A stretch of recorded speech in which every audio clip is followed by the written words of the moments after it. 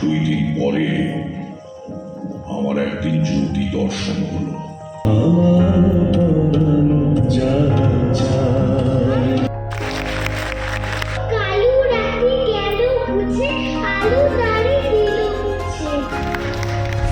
বরাহনগরে পাপিয়া রায় চক্রবর্তীর উদ্যোগে ব্যতিক্রমী সাংস্কৃতিক অনুষ্ঠান।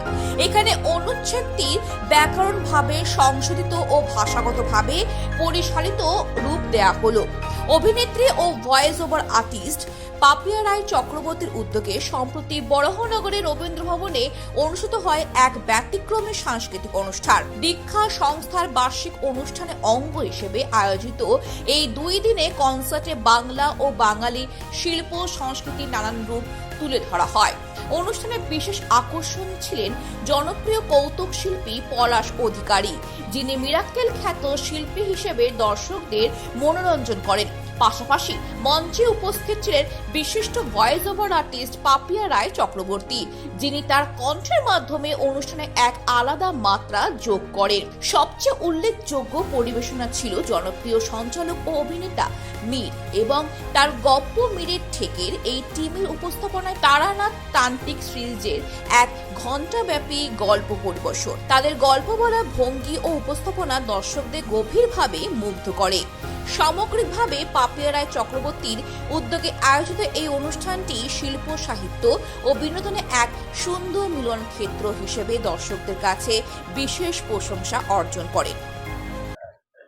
খুব ভালো লেগেছে। কাকিয়াকে তো আমি অনেকদিন ধরে চিনি, ও তো দারুণ। হ্যাঁ, পাপিয়াদিকে সত্যি পাপিয়াদির আমরা ফ্যান। আমরা যারা গপ্পমিরের থেকে একসাথে কাজ করি, পাপিয়াদিকে আরও আগে থেকে চিনি। পাপিয়াদির কাজের প্রতি সম্মান এবং সত্যি কথা বলতে পাপিয়াদি আমাদের অনুপ্রেরণা।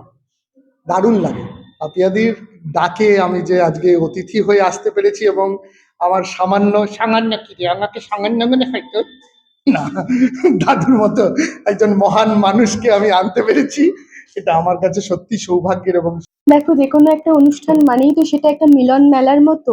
সেখানে অনেক মানুষ আমরা একসঙ্গে হয়েছি। মোটামুটি ভারতবর্ষ জুড়ে এবং ভারতবর্ষের বাইরেও আমার ছাত্রছাত্রীরা আছেন। ভারতবর্ষের বাইরে যারা আছেন তারা আসতে পারেননি, কিন্তু যারা আমাদের ইন্ডিয়ার মধ্যে তারা কিন্তু সকলেই, মানে অধিকাংশ ছাত্রছাত্রী এসেছে। মানে এটা না, এই যে একসাথে হওয়াটা, অনলাইনে আমাদের ক্লাস হয়, মোবাইলের ওই ছোট্ট একটু স্ক্রিনে সবাইকে ভাগ করে নেওয়া, সেখান থেকে বেরিয়ে এসে এই যে পরস্পরকে ছোঁয়া, গল্প করা, হাসি ঠাট্টায় মেতে ওঠা, এটা একটা না অন্যরকম অনুভব, মানে অনুভূতি। তো সব মিলিয়ে খুব ভালো লাগছে। এবং সেই সঙ্গে যেটা বলার কথা, আমাদের সবার কাছে তো, আমরা যারা অডিওর কাজ করি, আমাদের স্টাইল আইকন হচ্ছে মীর আফসার আলী। সেই মানুষটি আজকে আমি চেষ্টা করেছি আমার সাধ্যের মধ্যে এই আয়োজনটা করতে, এবং মীরদা এসেছেন। সেটা খুব খুব উত্তেজিত আমি সেটা নিয়ে। আগামী দিন হয়তো আরো আরো আরো ভালো কিছু করার প্রচেষ্টা করবে দীক্ষা, এই প্রতিশ্রুতি মনে হয় সবাইকে আমরা করতে পারি। সেটা আমি প্রথম যখন আমাকে স্ক্রিপ্টটা পাঠায় এবং বলে যে এই চরিত্রটা তোমাকে করতে হবে, বললাম প্রথম আমার কাছে মিডনাইট হল স্টেশনের কাজ এলো, তো আমি চেষ্টা করে ওকে পাঠালাম। ও কিছু বললো না। তারপর যখন গল্পটা রিলিজ হলো, গণেশবাবু হ্যান্ড পায়, তখন ও আমাকে বললো যে খুব খচ্চর লাগছে তোমাকে, মানে তুমি ঠিকঠাক গেছো আর কি। তো সেটা যদি খানিকটা শোনাতে হয় তাহলে চরিত্রটা এরকমই ছিল।